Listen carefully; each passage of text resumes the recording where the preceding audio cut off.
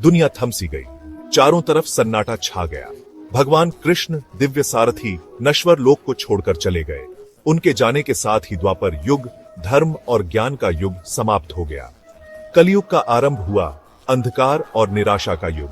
यह काल, जैसा कि प्राचीन हिंदू शास्त्रों में बताया गया है, युगों के चक्र का अंतिम अध्याय है। एक ऐसा समय जब बुराई दुनिया पर एक लंबी घुटन भरी छाया डालेगी। महाभारत धर्म और कर्म की महागाथा इस परिवर्तन का वर्णन बड़ी स्पष्टता से करती है। जैसे ही कृष्ण चले गए, लोगों के दिलों में एक अनिष्ट की आशंका घर कर गई। वे जानते थे कि बड़ी उथल पुथल और आध्यात्मिक पतन का दौर शुरू हो गया है। समाज का ताना बाना बिखरने वाला था और मानव जाति की परीक्षा पहले जैसी कभी नहीं होगी। कलयुग हिंदू ब्रह्मांड विज्ञान के अनुसार केवल समय का माप नहीं है, यह एक जीवित सांस लेने वाली इकाई है, संघर्ष और पतन का अवतार। यह एक ऐसा समय है जब अधर्म धर्म के विपरीत का बोलबाला होगा। मनुष्य लालच, वासना और ईर्ष्या से ग्रस्त होकर सदाचार के मार्ग से भटक जाएगा। यह निबंध कलयुग के अंत से जुड़ी भयावह भविष्यवाणियों पर प्रकाश डालता है। हम उन संकेतों और प्रतीकों का पता लगाएंगे जो इस सर्वनाश का संकेत देते हैं, प्राचीन शास्त्रों और संतों के ज्ञान पर आधारित। हम वैज्ञानिक दृष्टिकोण से भी दुनिया के अंत की संभावना की जांच करेंगे। हमारे ग्रह के सामने आने वाले विभिन्न खतरों का विश्लेषण करेंगे। कलयुग को अत्यधिक आध्यात्मिक अंधकार के समय के रूप में वर्णित किया गया है। ऐसा माना जाता है कि इस युग में बुरी ताकतों का लोगों के दिलों और दिमागों पर अधिक नियंत्रण होता है। सदाचार दुर्लभ हो जाता है और बुराई बेलगाम हो जाती है। मानव जाति में जंगल की आग की तरह फैलती है। विष्णु पुराण और भागवत पुराण जैसे प्राचीन ग्रंथ कलयुग के जीवन का एक गंभीर चित्र प्रस्तुत करते हैं।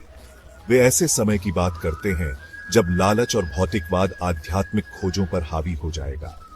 मनुष्य अपनी इच्छाओं के गुलाम हो जाएंगे, धन और काम सुख की खोज में डूब जाएंगे, बेईमानी और छल आदर्श बन जाएंगे, विश्वास टूट जाएगा और रिश्ते बिखर जाएंगे। हिंसा और संघर्ष भूमि को त्रस्त करेंगे, क्योंकि मनुष्य सत्ता और प्रभुत्व के लिए एक निर्मम संघर्ष में एक दूसरे के खिलाफ हो जाएंगे। प्राचीन संतों ने अपने गहन ज्ञान में हमें एक तरह का रोड मैप प्रदान किया है, जिसमें उन संकेतों को रेखांकित किया गया है जो कलयुग के अंत का संकेत देंगे। ये संकेत केवल ज्योतिषीय या आकाशीय घटनाएं नहीं हैं, वे मानवता के नैतिक और आध्यात्मिक ताने बाने से गहराई से जुड़े हुए हैं। हिंदू शास्त्रों के अनुसार सबसे प्रमुख संकेतों में से एक प्राकृतिक आपदाओं में वृद्धि है। जैसे जैसे मानवता अधर्म के रसातल में गहरे डूबती जाती है, प्रकृति का संतुलन बिगड़ता जाता है।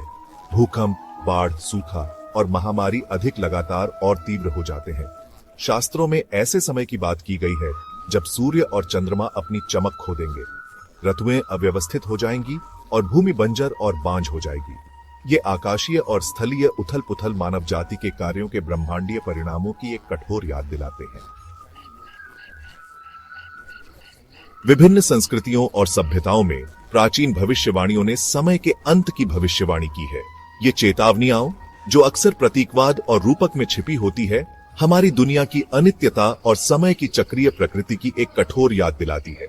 हिंदू ब्रह्मांड विज्ञान में कलयुग का अंत कल्कि के आगमन से चिन्हित होता है, जो भगवान विष्णु के 10वें और अंतिम अवतार है। उन्हें एक सफेद घोड़े पर सवार एक भयंकर योद्धा के रूप में दर्शाया गया है, जो बुराई को मिटाने और धर्म के एक नए युग की शुरुआत करने के लिए एक ज्वलंत तलवार चलाते हैं। अन्य संस्कृतियों के सर्वनाश के अपने संस्करण हैं। रैग्नारोक का नॉर्स मिथक देवताओं और दिग्गजों के बीच एक प्रलयकारी युद्ध का वर्णन करता है, जिसका समापन दुनिया के विनाश और पुनर्जन्म में होता है। इसी तरह ईसाई परंपरा प्रलय के दिन की बात करती है, जब ईश्वर जीवित और मृत लोगों का न्याय करेंगे। भाग 5, एक वैज्ञानिक दृष्टिकोण, कयामत का दिन। जबकि प्राचीन भविष्यवाणियां समय के अंत पर एक आध्यात्मिक दृष्टिकोण प्रदान करती हैं, आधुनिक विज्ञान वैश्विक तबाही की संभावना में अपनी अंतर्दृष्टि प्रदान करता है। हमारे ग्रह को प्राकृतिक और मानव निर्मित दोनों तरह के असंख्य खतरों का सामना करना पड़ रहा है, जो संभावित रूप से व्यापक विनाश ला सकते हैं। मानवीय गतिविधियों से प्रेरित जलवायु परिवर्तन हमारे ग्रह की रहने की क्षमता के लिए सबसे महत्वपूर्ण खतरों में से एक है। बढ़ता वैश्विक तापमान पहले से ही अधिक लगातार और तीव्र गर्मी की लहरों, सूखे और बाढ़ का कारण बन रहा है। पिघलते ग्लेशियर और बर्फ की टोपियां समुद्र के स्तर को बढ़ा रही हैं, जिससे दुनिया भर के तटीय समुदायों को खतरा है। परमाणु युद्ध, जबकि जलवायु परिवर्तन की तुलना में कम संभावना है, एक बहुत ही वास्तविक और भयानक संभावना बनी हुई है। कम संख्या में भी परमाणु हथियारों के इस्तेमाल के मानवता और पर्यावरण के लिए विनाशकारी परिणाम हो सकते हैं। भाग 6, नैतिक पतन, समाज के बिखरते स्तंभ। शायद मानवता पर कलयुग की पकड़ का सबसे सम्मोहक प्रमाण हमारे आसपास देखने को मिलने वाला नैतिक पतन है। वे मूल्य जो कभी समाज की आधारशिला थे, ईमानदारी, सत्यनिष्ठा, करुणा, हमारी आंखों के सामने ही टूटते हुए प्रतीत हो रहे हैं। भौतिकवाद और उपभोक्तावाद हमारे सामूहिक मानस में गहराई तक जड़ें जमा चुके हैं। हम उन संदेशों से घिरे हुए हैं जो खुशी को भौतिक संपत्ति के साथ जोड़ते हैं, इच्छा और असंतोष के कभी न खत्म होने वाले चक्र को बढ़ावा देते हैं। तत्काल संतुष्टि की खोज ने हमारे धैर्य और दृढ़ता को कम कर दिया है। हम फास्ट फूड, फास्ट फैशन और इंस्टेंट मैसेजिंग की दुनिया में रहते हैं, जहां सब कुछ हमारी उंगलियों पर उपलब्ध है। इससे संतुष्टि में देरी करने, दीर्घकालिक लक्ष्यों की दिशा में काम करने और कड़ी मेहनत और समर्पण के मूल्य की सराहना करने की हमारी क्षमता में गिरावट आई है। भाग 7, कल्कि का आगमन, क्षितिज पर आशा। कलयुग की विशेषता वाली उदासी और निराशा के बावजूद हिंदू शास्त्र आशा की एक किरण प्रदान करते हैं। भगवान विष्णु के 10वें अवतार कल्कि का आगमन न केवल एक युग के अंत का संकेत देता है, बल्कि एक नए युग की शुरुआत का भी। सतयुग, सत्य और धर्म का स्वर्ण युग।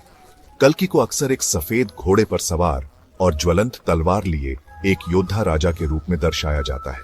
कहा जाता है कि उनका जन्म एक धर्मनिष्ठ ब्राह्मण परिवार में हुआ था, जो दिव्य ज्ञान और शक्ति से ओतप्रोत थे। उनका मिशन दुनिया से बुराई को दूर करना, धर्म को बहाल करना और शांति और समृद्धि के एक नए युग की शुरुआत करना है। कल्कि के आगमन से जुड़ी भविष्यवाणियां उन लोगों को सांत्वना प्रदान करती हैं जो दुनिया की स्थिति पर निराश हैं। वे हमें याद दिलाते हैं कि सबसे अंधेरे समय में भी अच्छाई की ताकतें अंततः प्रबल होती हैं। भाग 8, एक नई सुबह, सतयुग का वादा। कलयुग के अशांत अंत के बाद सतयुग का उदय एक स्वर्ण युग की शुरुआत का प्रतीक है। यह आध्यात्मिक ज्ञान, बहुतायत और सद्भाव का समय है, जहां धर्म सर्वोच्च है और मानवता शांति और समृद्धि में रहती है। सतयुग में दुनिया दिव्य प्रकाश में नहाई हुई है। कहा जाता है कि मनुष्यों का जीवन काल असाधारण रूप से लंबा होता है और उनका मन द्वेष और नकारात्मकता से मुक्त होता है। प्रकृति उदार है, सभी प्राणियों के लिए भोजन प्रदान करती है और प्रतिस्पर्धा या संघर्ष की कोई आवश्यकता नहीं है। यह आदर्श युग केवल एक आदर्शवादी सपना नहीं है, यह समय की चक्रीय प्रकृति और नवीनीकरण और पुनर्जनन की क्षमता की याद दिलाता है। कलयुग का अंत, हालांकि प्रलयकारी, एक नई शुरुआत का मार्ग प्रशस्त करता है, मानवता के लिए अपनी गलतियों से सीखने और एक बेहतर दुनिया बनाने का मौका। भाग 9, निष्कर्ष, सर्वनाश के साये में धर्म को अपनाना। कलयुग के अंत से जुड़ी भविष्यवाणियां दिलचस्प और भयावह दोनों हैं। वे हमें अपने अस्तित्व की नाजुकता और अपने स्वयं के विनाश की संभावना का सामना करने के लिए मजबूर करते हैं। हालांकि वे आशा का संदेश भी देते हैं, हमें याद दिलाते हैं कि सबसे अंधेरे समय में भी अच्छाई की ताकतें अंततः प्रबल होती हैं। जैसे जैसे हम 21वीं सदी की जटिलताओं को नेविगेट करते हैं, जलवायु परिवर्तन, सामाजिक अशांति और तकनीकी व्यवधान जैसी अभूतपूर्व चुनौतियों का सामना करते हैं, अभिभूत और निराश महसूस करना आसान है। हालांकि पूर्वजों का ज्ञान हमें याद दिलाता है कि हम इस ब्रह्मांडीय नाटक में केवल निष्क्रिय पर्यवेक्षक नहीं हैं।